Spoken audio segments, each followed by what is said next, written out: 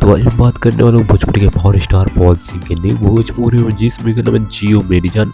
इस मूवी का ट्रेलर कब तक रिलीज किया जाएगा इसी के बारे में मैं आप लोगों को इस वीडियो में बताऊंगा, तो वीडियो जरूर से लास्ट तक देखते रहेगा।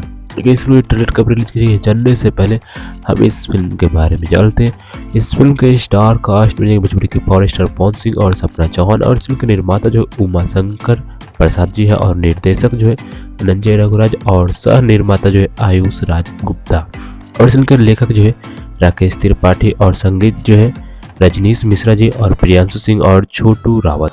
और इस फिल्म में जो पावर स्टार पवन सिंह जी अपने पागल वाला लुक में नजर आएंगे, जो कि फटे कपड़े में भी आपको दिखाई दे रहा होगा फर्स्ट लुक में।